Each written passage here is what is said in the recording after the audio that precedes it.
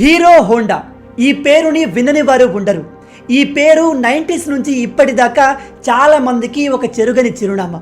ఎందుకంటే హీరో మరియు హోండా కొలాబరేషన్లో వచ్చిన ఈ కంపెనీ ప్రపంచంలోనే గొప్ప 2 వీలర్ వెహికల్ మ్యానుఫ్యాక్చర్ కంపెనీ లాగా పేరుగాంచింది. మరి అంతటి పేరుగాంచిన కంపెనీలు కూడా ఎందుకు విడిపోయాయి? అదేవిధంగా మన దేశానికి చెందిన హీరో కంపెనీని హోండా కంపెనీ ఏ విధంగా మోసం చేసింది? ఈ విషయాలన్నీ ఈ వీడియోలో మనం ఇన్ డీటెయిల్గా తెలుసుకునే ప్రయత్నం చేద్దాం. గైస్, ఈ వీడియో చాలా ఇంట్రెస్టింగ్గా ఉండబోతుంది కాబట్టి వీడియోని ఏమాత్రం స్కిప్ చేయకుండా పూర్తిగా చూసి అన్ని విషయాలు తెలుసుకోండి. ఇక మొదలెడదాం.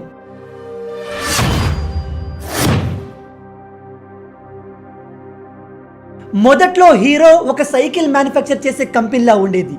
హీరో కంపెనీని మోహన్ లాల్ ముంజల్ గారు 1956లో స్థాపించారు. 1975 నాటికి ఇండియాలో సైకిల్ తయారు చేసే పరిశ్రమల్లో టాప్ స్థానంలో నిలిచింది. ఆ తర్వాత ముంజల్ గారు ఈ సైకిల్స్ని విదేశాల్లో కూడా అమ్మడం మొదలుపెట్టారు. అలా 1986 నాటికి హీరో సైకిల్స్ కేవలం మన ఇండియాలోనే కాకుండా ప్రపంచంలోనే సైకిల్ తయారు చేసే టాప్ పరిశ్రమల్లో ఒకటిగా నిలిచింది. అదే సమయంలో ముంజల్ గారు విదేశాల్లో బైక్స్ బిజినెస్ ఎక్స్పాండ్ అవ్వడం గమనించారు. అప్పటికి మన దేశంలో కేవలం స్కూటర్లు, లూనాలు మాత్రమే ఉన్నాయి. దాంతో మన దేశంలో కూడా మోటార్ సైకిల్ని ప్రవేశపెట్టాలని ముంజల్ గారు నిర్ణయించుకున్నారు. అయితే అలా చేయడానికి హీరో కంపెనీకి ఉన్న సమస్య ఏమిటంటే వీరి వద్ద ఇంజన్లు తయారు చేసే టెక్నాలజీ లేదు. అందుకోసం వారు అనుకున్న ప్లాన్ని రియాలిటీలోకి తెచ్చేందుకు ఒక విదేశీ కంపెనీతో టైఅప్ అవుదాం అనుకున్నారు. అప్పటికి మన దేశంలో లిబరలైజేషన్ రాలేదు.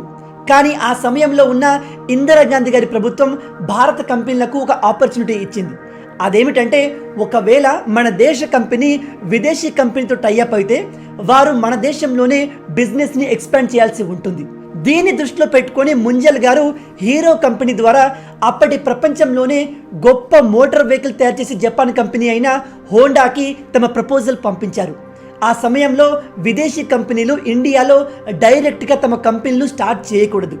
కాకపోతే ఈ ప్రపోజల్ ద్వారా హోండా కంపెనీకి ఇండియాలో బిజినెస్ స్టార్ట్ చేయడానికి ఒక మంచి అవకాశం దొరికింది. దాన్ని వాళ్ళు వదులుకోవాలనుకోలేదు. ఆ విధంగా 1984లో హీరో మరియు హోండా కంపెనీలు టైఅప్ అయ్యాయి.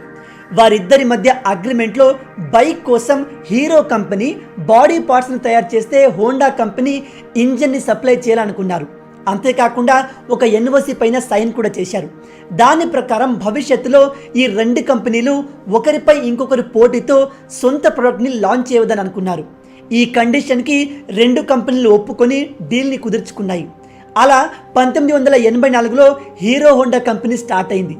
అగ్రిమెంట్ పూర్తయిన వెంటనే హీరో హోండా హర్యానాలో మొదటి ప్లాంట్ని స్టార్ట్ చేసి బైక్ మ్యానుఫ్యాక్చరింగ్ మొదలుపెట్టింది. 1985లో హీరో హోండా కంపెనీ తమ మొదటి బైక్ అయిన CD100ని విడుదల చేసింది. ఈ బైక్ అప్పట్లో బాగా పాపులర్ అయింది. ఎందుకంటే హీరో హోండాతోనే ఇండియాలోకి కొత్తగా బైక్ కాన్సెప్ట్ స్టార్ట్ అయింది. దానికి తోడు ఈ బైక్ మైలేజ్ కూడా ఒక మంచి రీజన్. ఈ బైక్ ప్రైస్ కూడా మిడిల్ క్లాస్ వాళ్ళు అఫోర్డ్ చేసే విధంగా సెట్ చేశారు. దాంతోపాటు మార్కెటింగ్ ఐడియాస్ కూడా బాగా క్లిక్ అయ్యాయి. వీళ్ళ tag line fill it, shut it, forget it. అంటే ఇందులో పెట్రోల్ నింపి మర్చిపోండి అనే ట్యాగ్ లైన్తో దీన్ని ప్రమోట్ చేశారు. బైక్ లోగోపై ఈ ట్యాగ్ చూసిన ప్రజలు ఈ బైక్ పైన ఎక్కువగా ఆసక్తి చూపేవారు. ఎందుకంటే స్కూటర్ మైలేజ్తోనే ఈ బైక్ కూడా దొరుకుతుంది కాబట్టి ఈ బైక్ పైన ప్రజలు ఎక్కువగా ఇష్టాన్ని చూపించేవారు. సరిగ్గా అదే సమయంలో జపాన్ కరెన్సీ వాల్యూ పైకి ఎగబాకింది. దాంతో జపాన్ నుంచి వచ్చే స్పేర్ పార్ట్లపై ట్యాక్స్ ఎక్కువైంది. దాంతో హీరో హోండాకి బైక్స్ తయారు చేయడం కష్టంగా మారింది. అయితే అప్పుడే అసలైన ప్రాబ్లం కూడా మొదలైంది. అదే సమయంలో హీరో హోండాకి పోటీగా ఇండియన్ మార్కెట్లోకి సుజుకి, యమహా, బజాజ్, టీవీఎస్ లాంటి కంపెనీలు కూడా స్టార్ట్ అయ్యాయి. కానీ అప్పట్లో ఈ బ్రాండ్స్ అన్నీ కూడా సిటీలో ఉండే ధనవంతులపైనే ఎక్కువగా ఫోకస్ చేసేవి. కానీ హీరో హోండా కంపెనీ అలా కాదు. ఈ కంపెనీ మన దేశంలో ఉన్న మిడిల్ క్లాస్ పేదవాళ్ళను దృష్టిలో పెట్టుకొని ఈ బైక్ని డిజైన్ చేసింది. ఈ కారణం వల్ల హీరో హోండా బైకులు మన దేశంలో కేవలం సిటీలోనే కాదు గ్రామాల్లో కూడా ఎక్కువగా అమ్ముడయ్యేవి. ఈ కారణం వల్లే హీరో హోండా కంపెనీ వాళ్ళ బైక్ యొక్క ప్రైజెస్ని పెంచడానికి అంగీకరించలేదు. దాంతో వాళ్ళు చాలా కాలం వరకు నష్టాలు చూడాల్సి వచ్చింది. మీ జీవితంలో కూడా మీరు అధిక మొత్తంలో నష్టపోకుండా ఎక్కువగా డబ్బులు సంపాదించాలంటే మీకు కేవలం ఉద్యోగం మాత్రమే సరిపోదు. ఎక్కడో అక్కడ మీరు సంపాదించిన డబ్బుని ఇన్వెస్ట్ చేయాలి. అయితే చాలా మందికి ఎక్కడ ఇన్వెస్ట్ చేయాలో క్లియర్గా తెలియదు. అలాంటి వాళ్ళ కోసమే ఈ book, what every Indian should know before investing. ఈ ఆడియో బుక్ ని మనకు కుకు ఎఫ్ఎం అందిస్తుంది. ప్రపంచంలోని అత్యంత ధనికుడైన వారెన్ బఫెట్ మనిషి జీవితానికి ఉపయోగపడే 2 ముఖ్యమైన సలహాలిచ్చారు. ఈ కుకు ఎఫ్ఎం అనేది ఇండియాస్ లీడింగ్ ఆడియో ప్లాట్ఫామ్. దీనికి 4.5 వరకు రేటింగ్ ఉంది. దీనిలో 10,000 కంటే ఎక్కువ గంటల నాన్ ఫిక్షనల్ కంటెంట్ లైబ్రరీ ఉంది. ఈ కుకు ఎఫ్ఎం యొక్క బెస్ట్ పార్ట్ ఏమిటంటే రీజనల్ లాంగ్వేజ్లో కూడా ఆడియో బుక్స్ అవైలబుల్ ఉన్నాయి, మన తెలుగులో కూడా ఉన్నాయి. దీని ఇయర్లీ సబ్స్క్రిప్షన్ వచ్చేసి 399 రూపాయలు. కానీ మన ఛానల్ సబ్స్క్రైబర్స్కి ఒక ఆఫర్ ఉంది. మీరు కింద డిస్క్రిప్షన్లో ఇచ్చిన లింక్ పైన క్లిక్ చేసి యాప్ని డౌన్లోడ్ చేసుకొని సైన్ అప్ అయ్యేటప్పుడు ఇక్కడ స్క్రీన్ పైన కనిపిస్తున్న ప్రోమో కోడ్ యూజ్ చేస్తే డౌన్లోడ్ చేసుకున్న ఫస్ట్ 250 యూజర్స్కి 50% ఆఫ్ ఉంటుంది. అంటే 399 రూపాయల సబ్స్క్రిప్షన్ అనేది కేవలం 199 రూపాయలకే వస్తుంది. అంటే రోజుకి ₹1 కంటే కూడా తక్కువ. నాకు తెలిసి ఇది ఒక బెస్ట్ ఆఫర్, కాబట్టి వెంటనే డౌన్లోడ్ చేయండి కుకు ఎఫ్ఎం. ఇక మన టాపిక్లోకి వస్తే, ఎప్పుడైతే 1990లో డాలర్ ఎక్స్చేంజ్ ప్రైస్ రెగ్యులేషన్ జరిగిందో పరిస్థితులు మళ్ళీ మెరుగుపడడం మొదలయ్యాయి. అలా చూస్తూనే హీరో హోండా మళ్ళీ లాభాల్లోకి వచ్చింది. అలా కొన్ని సంవత్సరాల్లోనే $10 మిలియన్ ప్రాఫిట్ని సంపాదించింది. నిజం చెప్పాలంటే అప్పట్లో $10 మిలియన్ అంటే ఆషామాషి కాదు. అప్పటిదాకా పరిస్థితులన్నీ సజావుగా సాగుతున్నాయి అనుకునే లోపే ఇంటర్నల్గా ఈ 2 కంపెనీలకు భేదాభిప్రాయాలు రావడం మొదలయ్యాయి.